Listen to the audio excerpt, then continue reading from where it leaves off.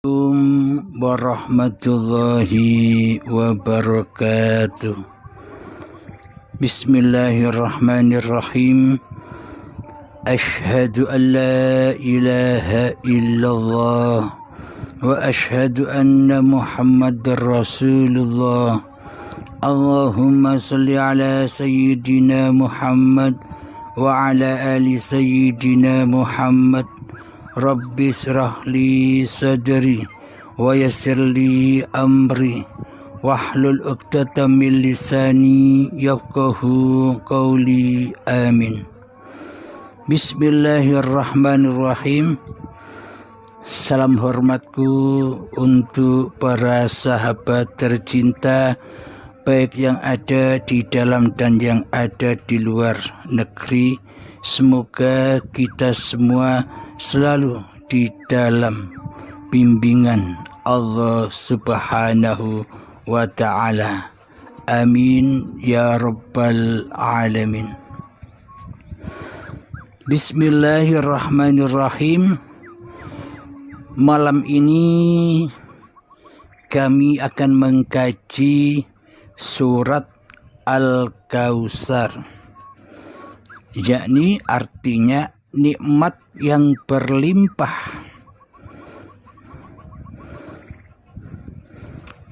Mari kita bacakan ayatnya. Bismillahirrahmanirrahim. Inna a'tainakal kautsar. Artinya, sungguh kami telah memberimu Muhammad, ada tanda kurungnya Muhammad, nikmat yang banyak.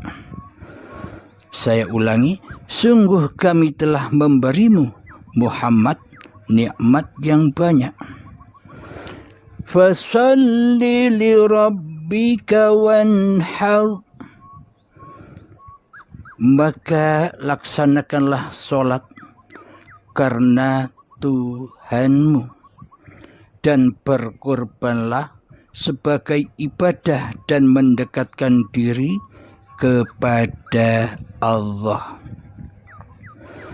Inna syani'aka huwal abtar.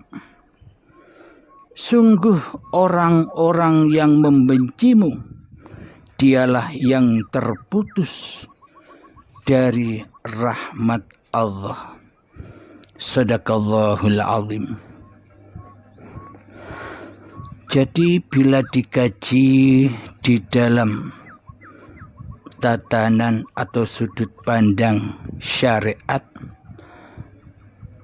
maka artinya sungguh kami telah memberimu Muhammad nikmat yang banyak.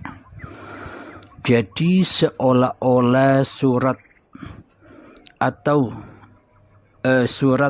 Al-Kautsar ini hanya diperuntukkan kepada Kanjeng Nabi Muhammad sallallahu alaihi wasallam.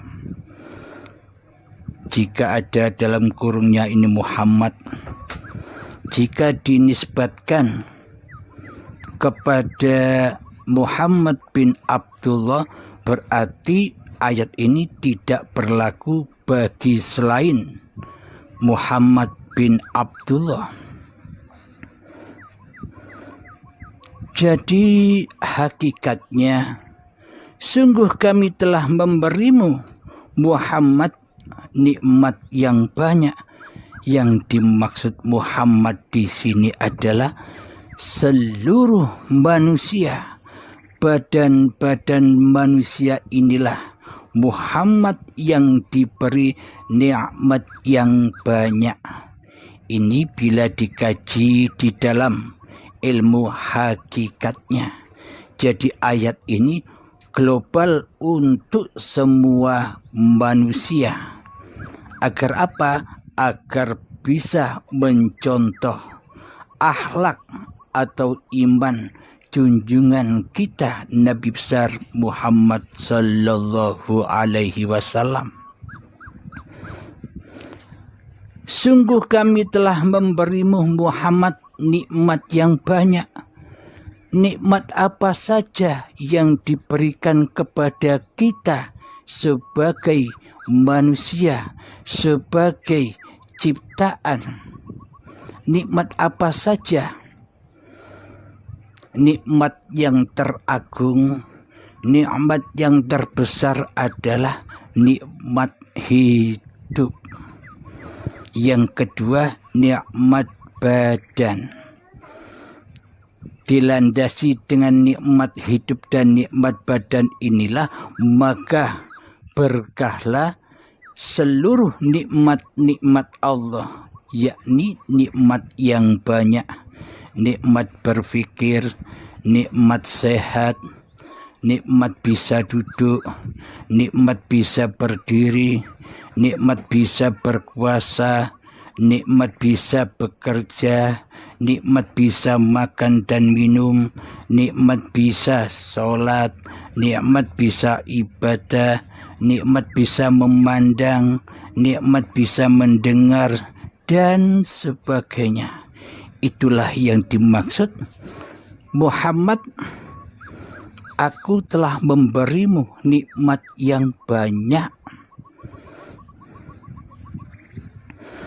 Jadi nikmat Allah yang selama ini diberikan kepada kita, kenapa kita selama ini buta akan nikmat-nikmat Allah yang ada pada diri kita, yang ada pada hidup kita, yang ada pada badan kita selama ini. Selama ini kita hanya menilai nikmat itu nikmat yang dohir, nikmat yang ada di luar diri kita, seperti mendapatkan rezeki, seperti mendapatkan apa yang diidam-idamkan, seperti mendapatkan apa yang dihajatinya, seperti mendapatkan rezeki yang melimpah. Hanya itulah nikmat-nikmat yang selama ini membutakan hati kita, karena yang ada di luar diri itu kesemuanya adalah nikmat-nikmat yang sangat kecil dibanding dengan nikmat hidup dan nikmat badan. Karena tanpa nikmat hidup dan nikmatnya badan, maka nikmat-nikmat yang lain tidak akan pernah kita jumpai. Maka dari itu nikmat yang terbesar adalah nikmat hidup dan badan.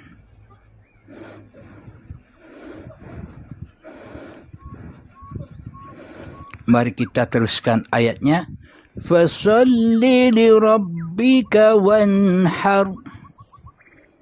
Maka laksanakanlah sholat karena Tuhanmu, dan berkorbanlah sebagai ibadah dan mendekatkan diri kepada Allah. Jadi selama ini kita mengira bahwa nikmat yang tertinggi adalah nikmat iman. Tapi iman yang bagaimana dulu? Memang benar nikmat yang teragung, yang tertinggi adalah nikmat iman.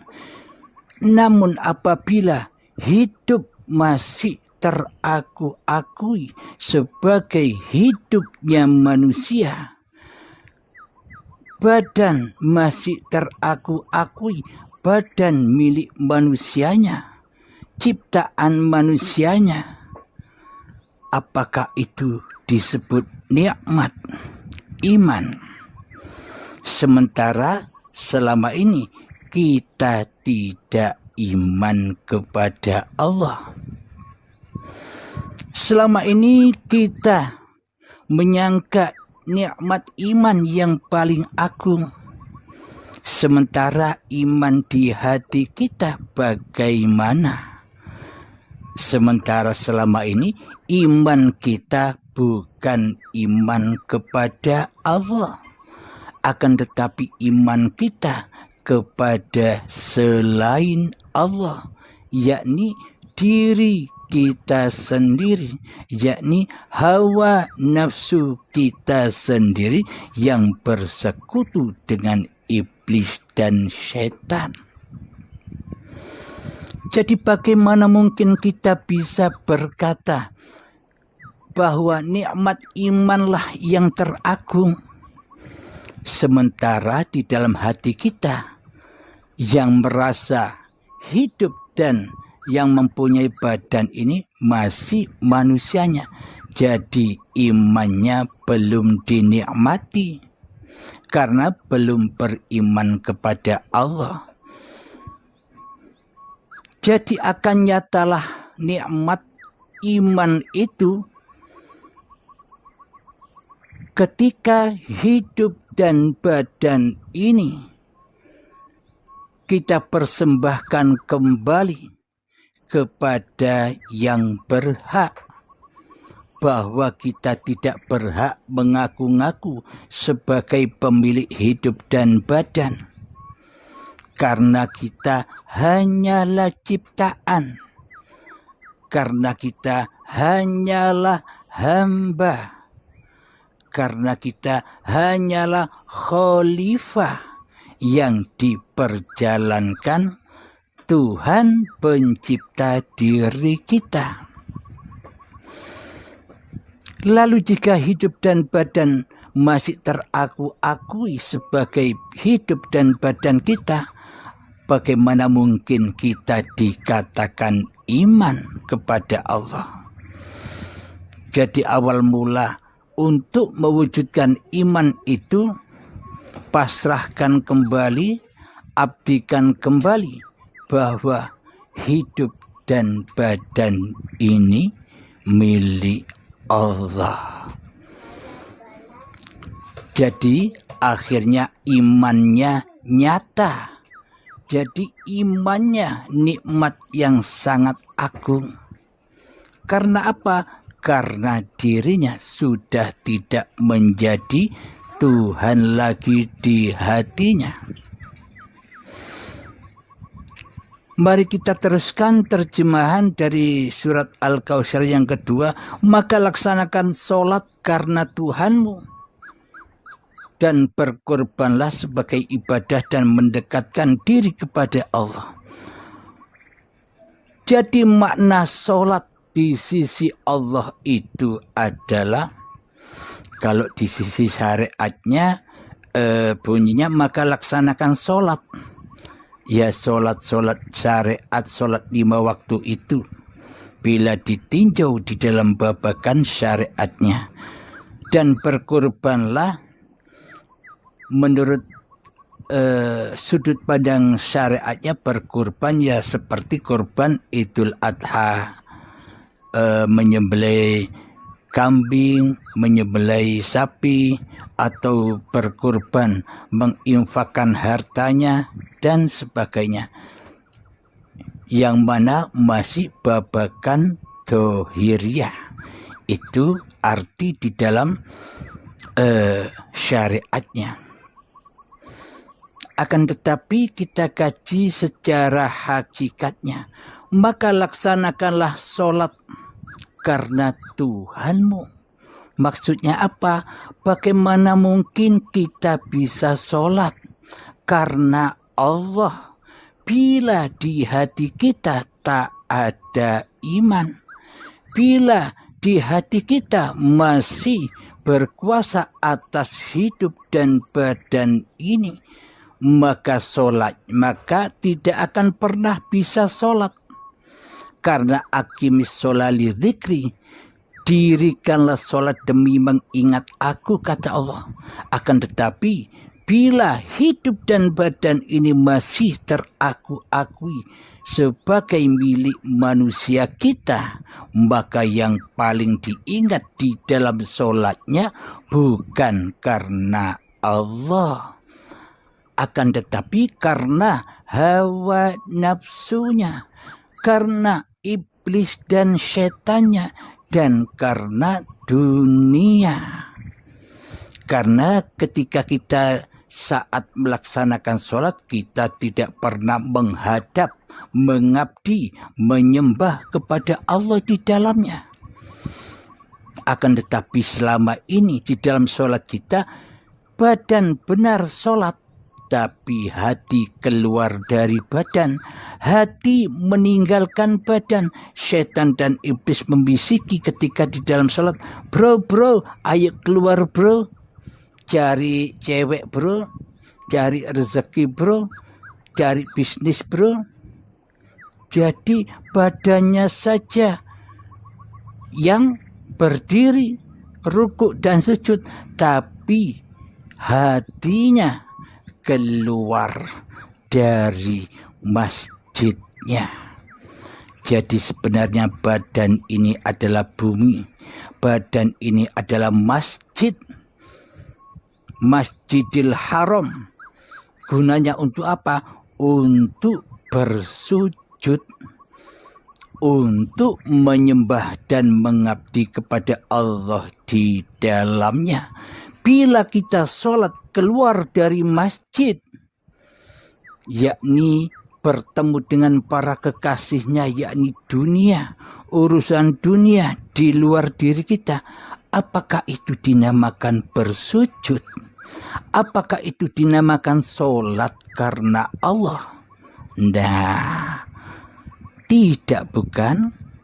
Karena apa? Karena imannya belum ada. Karena yang diimani selama ini salah.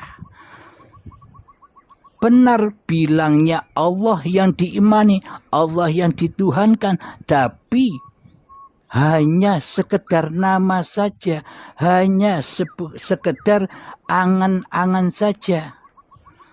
Bagaimana mungkin kita bisa menyembah Allah sementara Allahnya tiada, sementara Allahnya gaib?